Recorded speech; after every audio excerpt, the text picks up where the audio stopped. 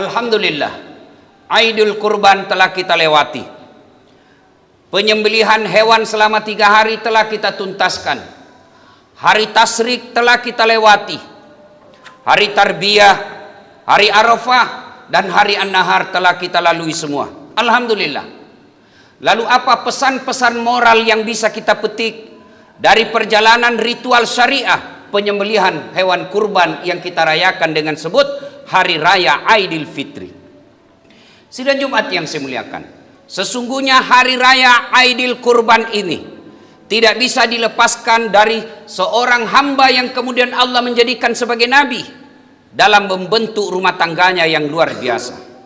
Dialah Ibrahim alaihissalam. Allah memberi harta yang lebih dari cukup, tapi ketika dicoba dan diuji dengan harta, Ibrahim alaihissalam semakin dekat dengan Allah, dan dibuktikannya kedekatannya dengan Allah. Dia melakukan penyembelihan binatang, 100 ekor onta, 300 ekor sapi, dan 1000 ekor domba. Ini kalau dirupiahkan sekarang kurang lebih 10 miliar rupiah. Dan saya belum pernah mendapat orang dalam satu waktu menyembelih binatang 10 miliar di Indonesia. Belum pernah. Belum pernah saya lihat orang di Indonesia 10 miliar dia hamburkan untuk kedermawanannya, kecuali momen-momen pilkada dan pilpres. Ibrahim alaihissalam diuji dengan harta. Alhamdulillah, dek natak kalupa, pedek nengerengi puange. Diuji dengan harta, makin dekat dengan Allah. Lolos ujian. Lalu Allah memberikan ujian kedua. Oke, setelah saya kasih kau harta, hartamu tidak menyilaukanmu, tapi ku kasih kau anak yang berpuluh-puluh tahun kau mau. Berpuluh-puluh tahun Ibrahim mau punya anak, dikasihlah anak yang bernama Ismail alaihissalam. Ketika Ismail usianya lagi remaja dan sudah bisa membantu bapaknya, ulama menyepakatinya usianya 13 atau 14 tahun. Lalu Allah perintahkan, Ibrahim, gerek anakmu, potong anakmu. Apa reaksi Ibrahim? Sami'na wa ata'na. Saya dengar dan saya taati.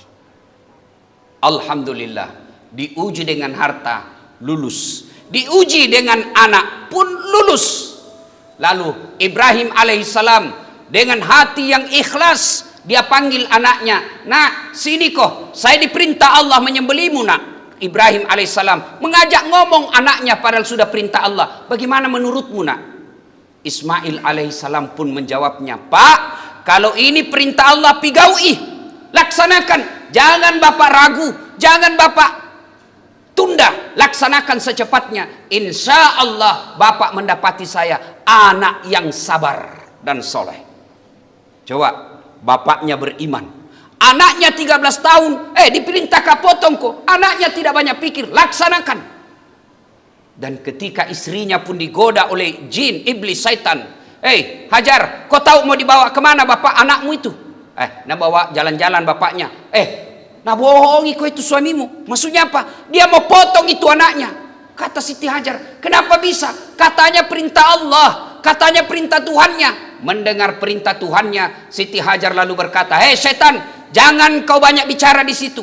Jangankan anakku, saya pun siap dipotong kalau itu perintah Allah. Suami beriman, anak beriman, istri pun beriman. Akhirnya terwujudlah keluarga yang hebat ini. Dan sampai detik ini, dan insya Allah sampai hari kiamat, Ibrahim alaihissalam akan dikenang rumah tangganya. Mari kita lihat. Bapaknya bagus, suaminya baik. Apa doanya Ibrahim alaihissalam? Dia tidak minta, ya Allah, mudah-mudahan anakku jadi anggota DPR. Ya Allah, mudah-mudahan anakku jadi dokter. Tidak. Ya Allah, mudah-mudahan anakku jadi jenderal. Tidak. Ibrahim alaihissalam meminta kepada Allah dalam sebuah doa yang sangat pendek. Allahumma rabbi habli minas solihin. Ya Allah, berikan hamba anak yang soleh, bukan anak yang cerdas. Cerdas. Kalau tidak ada agamanya pak, napa tolo-tolo jaki? Kalau dia cerdas tidak ada agamanya, napa kasiriki pak? Berapa banyak orang bapaknya terhormat, ibunya hebat, dimuliakan dalam rumah tangga, ternyata anaknya jadi koruptor. Malu satu keluarga. Kalau anakmu cerdas tapi tidak punya agama, tidak ada gunanya. Tinggi anakmu punya sekolah, ke luar negeri sekolah. Demi Allah, ketika kau masuk di alam kubur, yang akan kau harapkan doa-doa dari anakmu. Tapi ketika anakmu tidak pernah kau lihat datang ke masjid, tidak ada harapan kau punya kekayaan yang melimpah. Lihat orang tua dulu, Pak. Saya masih dapat bapakku. Kalau Jumat itu, kira-kira kau mengaji di masjid, Pak, gelisah mencari anaknya. Nah, siapa nih anaknya? Nah, tanya istrinya, mana anakmu itu? Mau Jumat belum ada ini mandi? Mari bapak-bapak renungkan. Apa bapak ketika sudah dekat Jumat masih sempat mencari anaknya atau sibuk di warung kopi dengan WhatsApp-nya? Mari Pak, demi Allah, anakmu kontraktor hebat, anakmu dokter luar biasa, anakmu jenderal istimewa, tapi ketika dia tidak pernah datang sholat jamaah, alamat kau sial nanti di kuburmu. Anak yang hebat bukanlah anak yang tinggi pangkat dan jabatannya, tapi dia mampu menundukkan kepalanya di hadapan Allah Subhanahu wa Ta'ala. Berapa banyak kita lihat sekarang, Pak, bangga ketika anaknya diwisuda, tapi beberapa saat kemudian mempermalukan orang tuanya karena masuk daftar koruptor. Ma'udzubillah min zalik. Yang kedua, pelajaran yang kita bisa ambil dari ini, Pak. Idul Kurban, momentum untuk menyembelih binatang. Syariahnya kambing dan sapi yang kita potong. Tapi hakikatnya Allah perintahkan saat gerei sifat-sifat binatangmu. Kau yang berkurban tahun ini, hakikatnya kau potong sifat-sifat binatang yang ada dalam dirimu. Apakah betul manusia ini binatang? Abbas Mahmud Al-Aqad, seorang ilmuwan Islam, mengatakan manusia adalah makhluk Allah berupa binatang yang pandai berpikir dan punya rasa. Memang kita disebut binatang, tapi bedanya kita punya budi pekerti. Budi pekerti itu akhlak. Nah, mari kita lihat apa manusia punya sifat-sifat binatang. Hakikatnya, syariahnya kambing yang kita sembelih, syariahnya sapi yang kita potong. Tapi sesungguhnya Allah perintahkan, potong itu sifat-sifat binatang di dalam dirimu. Apa sifat-sifat binatang? Satu, ganas. Ganas ini sepupu sekali dengan tega, malah perlu. Mana buktinya? Bapak lihat kemarin penyembelihan binatang di masjid, penatihan binatang di komplek Bapak. 4 sapi dipotong, diikat yang 1, 3 yang lepas, 3 yang ada di sampingnya, 1 yang dipotong. Tidak ada satupun sapi yang membela temannya. Dia makin asik, dia enak-enak saja makan rumput, sementara temannya sudah diikat dan disembelih, tidak ada pedulinya. Coba lihat anak-anak kita sekarang, bahkan kita sendiri, orang tabrakan kita datang bantu, tidak, kita shootingi Pak, live ki. Itu sifat-sifat sapi yang ada dalam diri kita, malah perlu. Mari kita lihat dalam kasus COVID sekarang ini. Bapak pasti tahu, kita jengkel melihat orang-orang yang menjadikan wabah sebagai bisnis. Kita jengkel lihat negara tidak hadir. Obat yang biasanya kita dijual saja di apotek 40.000, tiba-tiba menjadi 400.000. Itu yang disebut tega. Wabah, darah saudaranya dia isap. Mengambil kesempatan dalam wabah.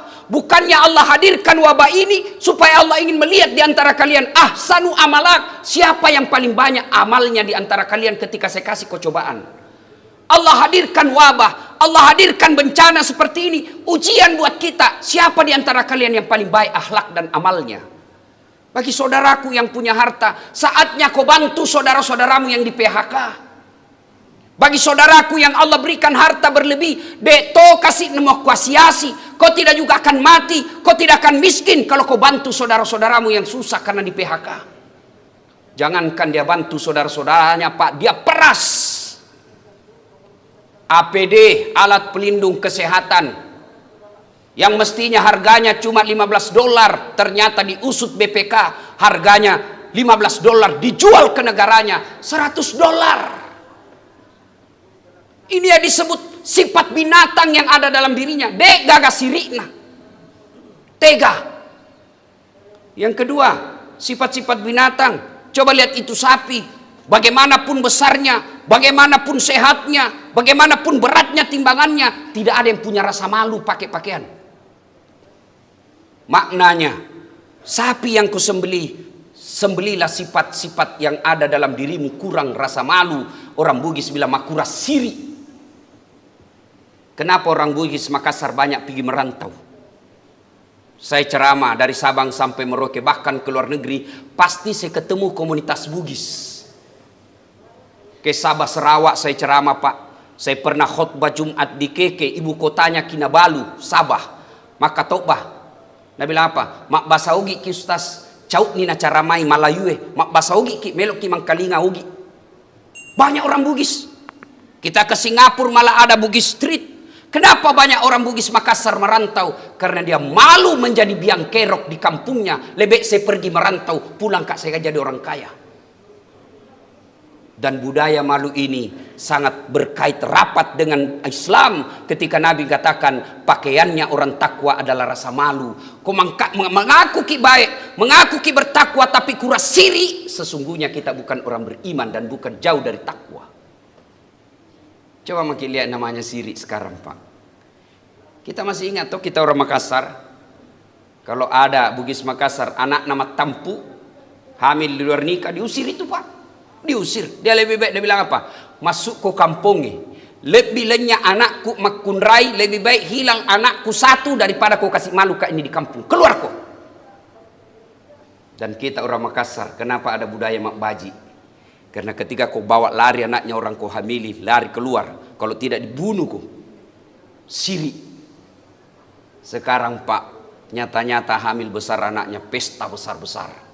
Baru 3 bulan sudah pesta, melahirkan. Ditanya, cepat nak lahir cucu? Tanah bilang, lagi tren itu sekarang anak-anak. Dek nagaga siri, na'udzubillah min zalik. Dulu kalau ada orang dibilang parampok, pangat, nah tinggalkan kampungnya, Pak. Nah bilang biar saya tinggalkan kampung. Kalau saya perampok biarlah, yang penting jangan di kampungku karena malu kak ditahu. Sekarang orang Pak nyata-nyata pernah jadi terpidana, nyata-nyata pernah ngerampok, masih lagi dibilang asas praduga tak bersalah. Sudah nyata pernah di penjara, ndak malu macale. Budaya malu sudah mulai hilang.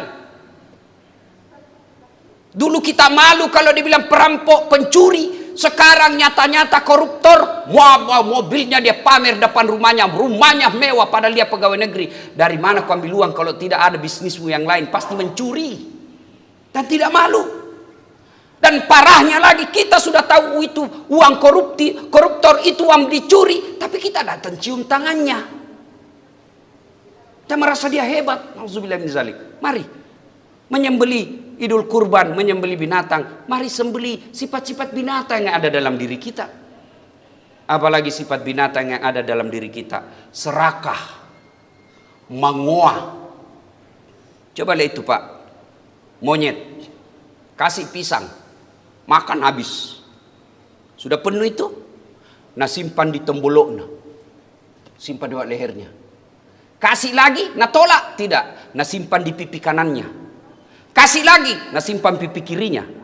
Kasih lagi, kaki kanannya pegang, kaki kirinya pegang, tangan kanannya pegang, tangan kirinya pegang. Dikasih temannya, masih direbut. Mengoah, serakah. Dan kalau pribadi-pribadi begini banyak di masa Covid, Pak. Yakin, Covid tidak akan jauh dari kita. Maka semakin besar karena Allah makin jengkel melihat tidak ada pri kemanusiaan di antara kita. Sidang Jumat yang saya muliakan. Mari, khutbah Jumat kali ini menjadi iktibar dan pelajaran moral, pelajaran kehidupan sehari-hari kita dari Ibrahim alaihissalam dan keluarganya. Jadilah bapak yang baik, jadilah anak yang baik, jadilah istri yang baik.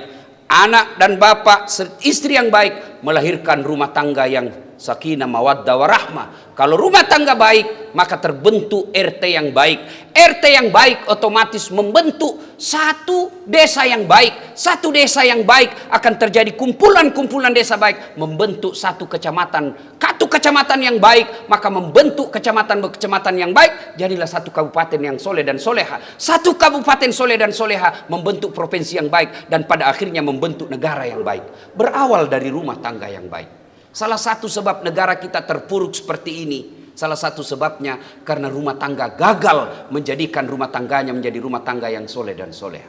Mudah-mudahan Idul Kurban hari ini yang baru saja kita lewati menjadi pelajaran buat kita.